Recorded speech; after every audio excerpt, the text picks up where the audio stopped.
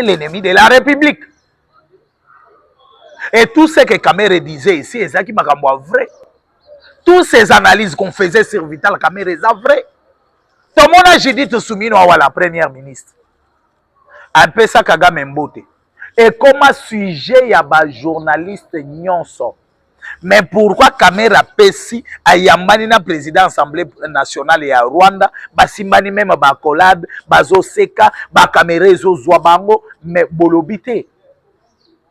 Pourquoi les journalistes n'en parlent même pas? Et pour comprendre qu'il y a aussi même des journalistes qui sont pro-Rwanda, qui sont payés par le Rwandais.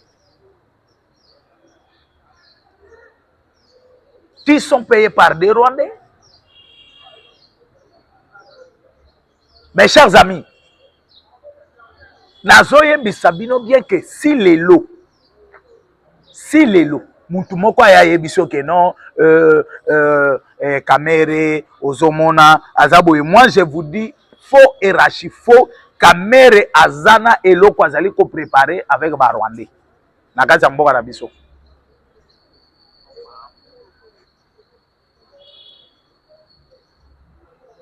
Kamere, Azana et l'eau.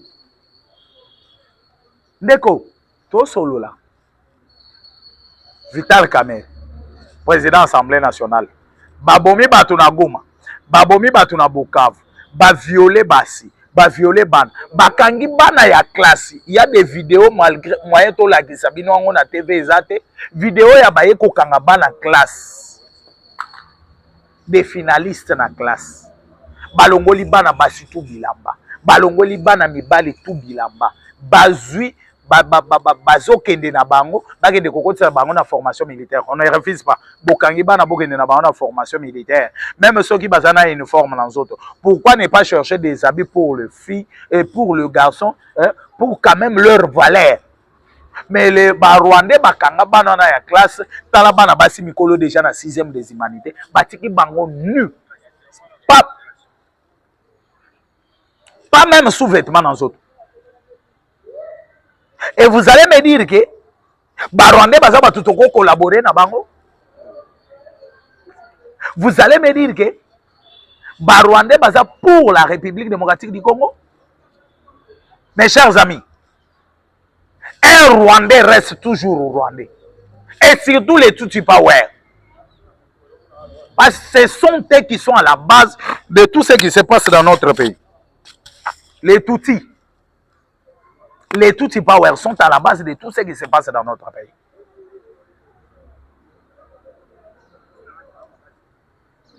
Et ngai lelo ndenge nazabu nga stani na vandi na quelque part balakisi nga vala un Rwandais ngai na komi ko collaborer na Rwandais ala. Ah non. J'ai dit non et non. J'ai dit non et non. Même à mes enfants. Ndenge tozo bota bango boye accueilli un jour a yelingana mwasi une femme rwandaise accueilli boye a yelingana mobali moko rwandais ata naza à l'étranger ata ezalaki na Europe ata ezalaki na Asie. Je vais dire à ma fille même mon fils bokende bosala bolingo na bino bosala libala na bino, mais moi ça ne me concerne pas. Et ce que je vais inculquer dans mes enfants eza ya koyina ba rwandais, ça je dis ya koyina ba rwandais. Ceux qui sont morts à l'est de la République là, ceux que les Rwandais tuent à l'est de la République, ce ne sont pas des Congolais comme moi.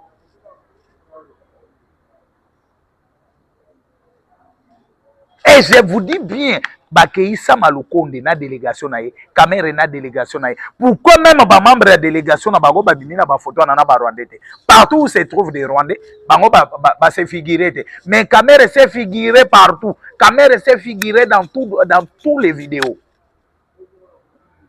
Et en quittant même l'endroit pour aller chercher le président de l'Assemblée nationale du Rwanda et s'embrasser. Pourquoi ne pas chercher le président de l'Assemblée nationale du Sénat à Rwanda? Président du Sénat à Rwanda.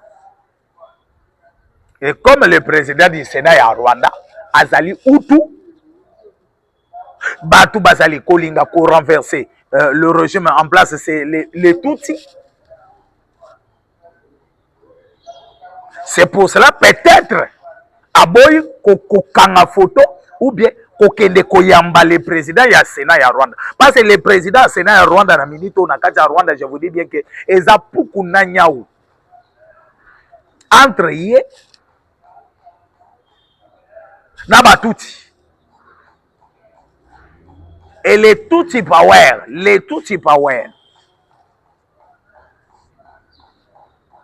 oyo bazali kobundisa le Rwanda. Président ya Sénat azalaki wana ya Rwanda. Pourquoi Vital Kamerhe n'a pas cherché celui-là? Je me pose des questions. Ce sont des questions que je suis en train de me poser. Mais à l'Okika, le président de l'Assemblée nationale, parce que le président du Sénat, Aza Hutu, le président de l'Assemblée nationale, président du Sénat, Aza Hutu, le président de l'Assemblée nationale, Aza Tutsi. Et là, je donne raison maintenant à Valentin Mubaki. Je donne raison à Valentin Mubaki, qui avait bel et bien confirmé que Kamerhe est un Rwandais. Ce n'est pas moi, Stani Moutazo Lobango. Valentin Mubaki va vidéo ezali. Oyo Valentin Mubaki a confirmé que Kamerhe est un Rwandais. Bazalaki na sommet moko na Rwanda. Oyo Etienne Tshisekedi a délégué. À mon général Etumba. Era komi akuti Etumba, akuti Kamerhe, akuti lisusu nani mususu. Oyo Kamerhe azotuna oh Mubaki toi ici. C'est à moi de te poser la question, qu'est-ce que tu es venu chercher chez les envahisseurs? Les Rwandais, les envahisseurs. Les Tutsi Power, les envahisseurs. Mais Kamerhe avandaki na bango. Et général Amemaki, Valentin Mubaki place on a ABC, attends, si tu es intellectuel, il faut tirer attention de tout ce qui va se passer ici. Et minute, 3 personnes qui venaient, Kamerhe a télémis vers ces gens-là. ABC, voilà les 3 personnes-là. Mokwaza papa leginaye, Mokwaza boye, Mokwaza boye. Et Kamerhe a botami place boye, Kamerhe a zamuntuanini boye, Azaboye, a bétaillé Kamerhe. ABC zela. Er batona ba poussani pembe na bango, Kamerhe s'est levé pour na kogene pembe na bango, bando solo na bango na français. Basali quelque part à côté na Kinyo Rwanda. Valentin Mubaki a confirmé on a catch la vidéo. Et aujourd'hui, na koki kondimango. Lelo na koki kondimango. Pourquoi na koki kondima?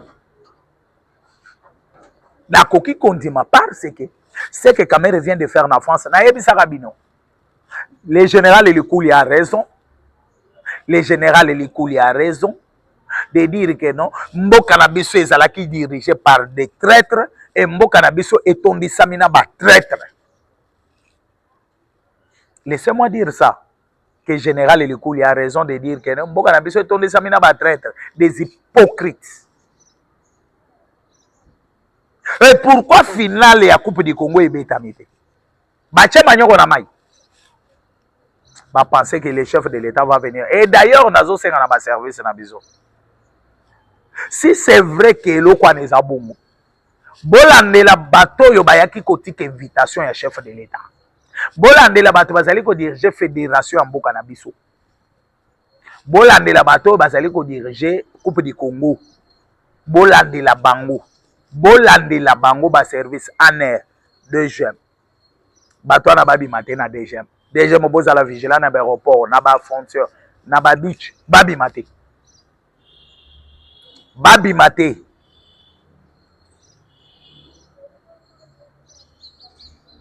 Pourquoi Nazoro Babi Maté? Comment l'invitation y a match y a chef de l'État y a bozo pesa chef de l'État na 48 heures y a événement. Chef de l'État va pesa la invitation un mois avant. 3 semaines avant. Parce que Azana cahier de Azana programme moko est trop saturé. Pour que le chef de l'État se prépare. Et comme eux savent bien que le chef de l'État, c'est un pasteur pour honorer les autres, à Koki Kosalango, à Koki Kondima, Kotika, comment dirais-je, Kondima, Kotika Batuna Stade, Batundité, final, les obétaments, que les chefs de l'État ne viennent pas, il va toujours venir. Match dimanche, on vient le vendredi déposer invitation à chef de l'État. C'est une façon de blaguer avec l'autorité suprême. C'est une façon de blaguer avec un chef de l'État. C'est une façon de minimiser les chefs de l'État.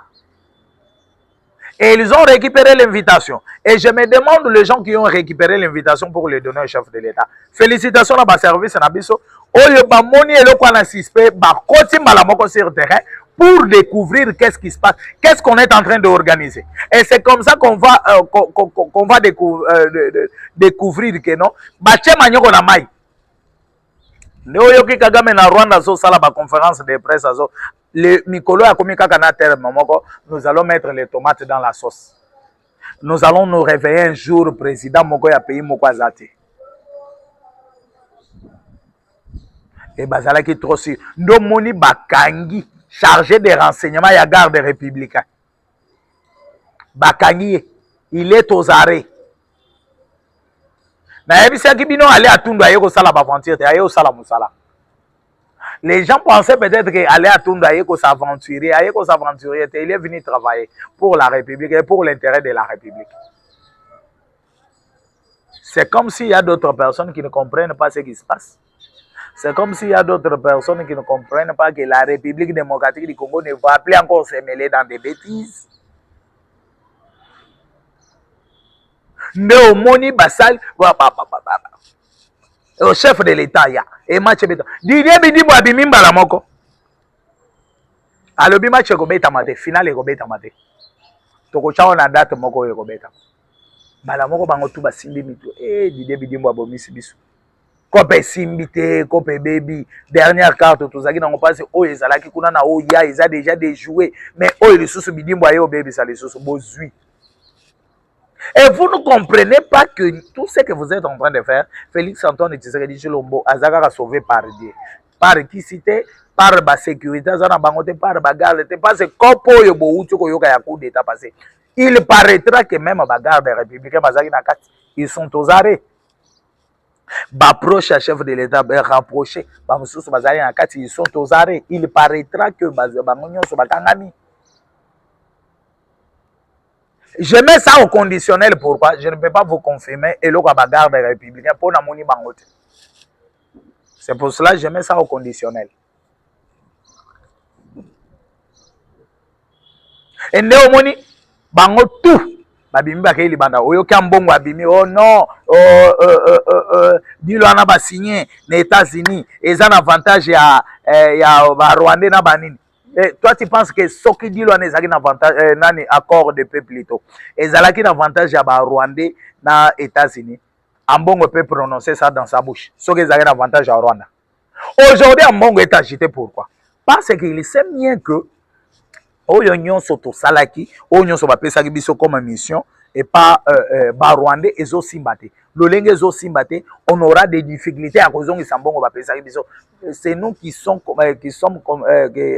c'est nous qui est qu'est-ce que je peux dire, c'est nous qui sommes les commissionnaires ya ba Rwandais. Excusez-moi par ce français za langue na biso et des fois ça ça échappe aussi hein. Des fois ça échappe et qui m'a rappelé moko ata na lingala okozala ozoloba boye mo ekimi yo na oloba lingala parce que omona moto mosusu bisika vandi abi français nano ozotatone même na swahili oyo okoloba même na lingala na chiluba na kikongo des fois un mot que tu parles chaque jour échappé yo ça arrive. Ende yango wana omoni ambongo azo multiplier ba sortie médiatique azo multiplier ba oboye azo multiplier ba boye pour montrer à ces gens-là que je suis avec vous. Kagame est allé plus loin d'injurier même Donald Trump. Kagame est allé plus loin d'injurier même les États-Unis d'Amérique. De chasser même l'ambassadeur des États-Unis. Kagame est en train de signer maintenant son arrêt de mort. L'arrêt de mort de Kagame, c'est Kagame qui lui signe de lui-même. Kagame est en train de signer ça de lui-même. Là, ce n'est pas Tshisekedi quand tu es en train de faire tout ça. Demain ou le lendemain, quand tu auras des problèmes avec des Américains, Tshisekedi est allé maintenant influencer les Américains pour me faire ceci, pour me faire cela. Mais ce gars Zoloba, là, il ne sait pas que les Américains, donc, les Américains, ils sont sourds.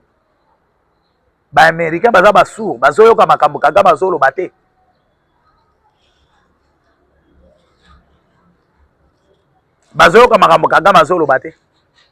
Eux pensent que Kagame peut se permettre Yakobanda vivre dans les États-Unis. Félicitations na ba communicateur nyonso. Oyo ba brava qui perd na bango. Pour na côté le Rwanda ko déjouer carte ya ba Rwandais. Malgré nous ne sommes pas payés, malgré on ne gagne rien, mais pour notre nation, il faut qu'on le fasse. Pour la République démocratique du Congo, il faut qu'on le fasse. Ça, je vous dis. Et personne ne peut pas me convaincre. Yakoye Bisangake, les loso qui toza na niveau yo tozali, les chefs de l'État zaki yemoko na front, bisope na front ya communication, yako déjouer bakabale nyonso ya ba Rwandais. Omoni batunzo babana wana kadiosha. Mais Israël qui n'a bisike bandaki ko senga kadiosha pour topé sa kimia na peuple. Et aujourd'hui vous allez me dire que si le Congo est en paix, muntako yako beto kadiosha. Parce que Barwandais nde bakolo kadiosha, Barwandais bakolo kadiosha nde Barwandais. Bakolo formol nde Barwandais. Bazwaka eloko eza noir bango bakomisi yango pembe na communication na bango.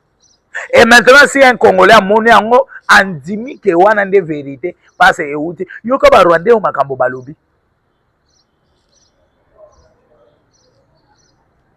Yoka ba Rwandais makambo balobi wana bakoti na labo na bango ba préparer eloko wana balambi yango babimisi na terrain. Aujourd'hui vos communicateurs qui sont là au Congo ya Union Sacrée baza ebele bazolia mbongo soi-disant des communicateurs de l'Union Sacrée. Mais ceux qui tolingi tolanda bato ba communicaka na Union Sacrée baza pas plus de 5 des communicateurs, pas plus de 5.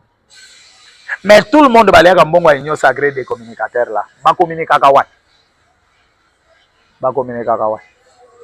Et ce que moi je vais vous demander, et ce que nous allons demander à la République, et ça de reconnaître d'abord ba effort oyo ba communicateur ba sali. To fingami trop. Ba msusu ba finga yo muluba, là je parle de mon cas. Bokolo ba oyo kaza tribal té. Muluba, on doit y dépêcher. Donc tout le monde qui défendait le pouvoir, tout le monde qui défendait les pays, c'est tout à fait normal. Acceptons que tout le mais nous sommes là pour défendre la République. Parce que c'est l'île de peste qu'on attendait, que tout le monde attendait sauver ce pays. Nazo kende ko chité malembe na émission nanga. Awa tozana bino. Awa tozo solo na bino. Mes chers amis. La République démocratique du Congo ne sera pas divisible. On a la Qatar, Baboulaki Kero, Bakosenga, 8 ans, Bapé Savango de Wa, malgré n'a démentir, on va démentir les Amarambo Basengi. Azo démentir ni les Amarambo Basengi. Basengi État fédéral de la République démocratique du Congo. Basala État fédéral na Mbogani na Congo, où tout le monde va s'envier. Et en même temps, vous dites que non, il n'y aura pas changement à la Constitution. Tu sais qu'il ne peut pas changer la Constitution. Mais vous demandez l'État fédéral. Et l'État fédéral est reconnu dans la Constitution. Il faut modifier la Constitution. Il faut changer la Constitution pour maintenant passer à l'État fédéral. Vous pensez que tu as un État fédéral qui a un boulot yekeboy.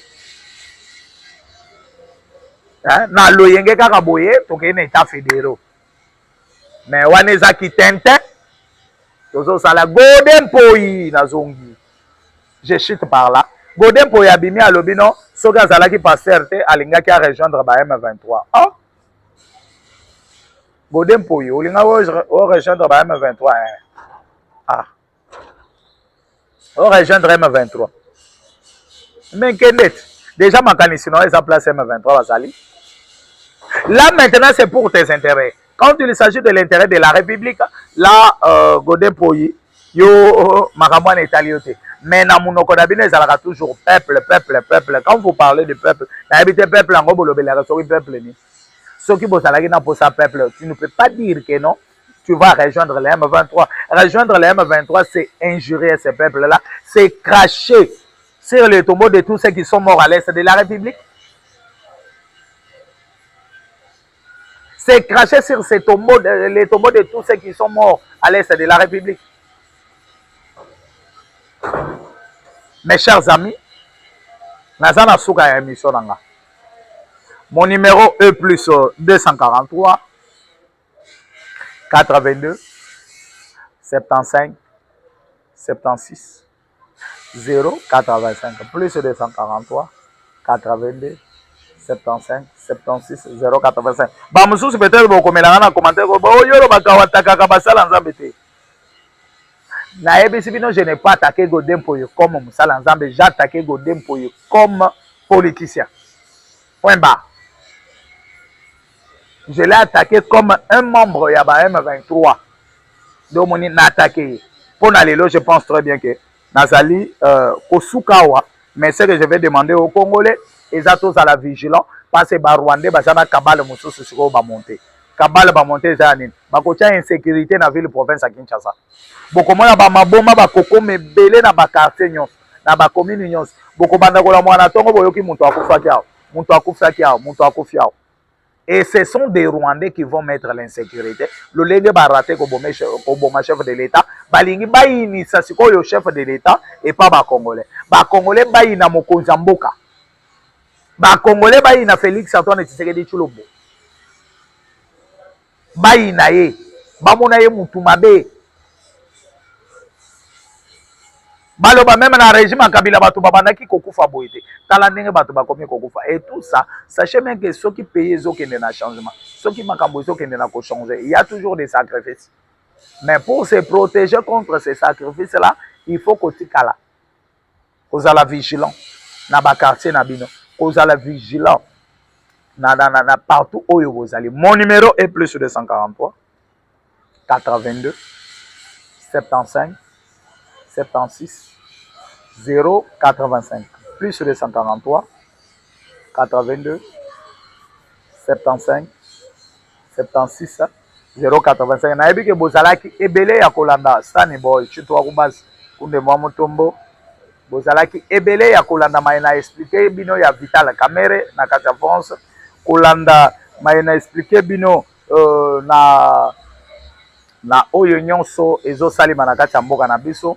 Oyo nyonso ba Congolais batelemi comment Didier Bidimbu vient de prendre des décisions, des meilleures décisions, ba décision oyo et kozala que soki ba décision bongo ba ministre ebele ya mboka na biso ba bandi ko compter sur bango, ko compter sur la République et ça sera très bien. Pour Nalélo, je pense très bien que Nazali au soukelawa, na soukelawa pambate parce que ya kolobeze belé mais télévision ezali ngonga.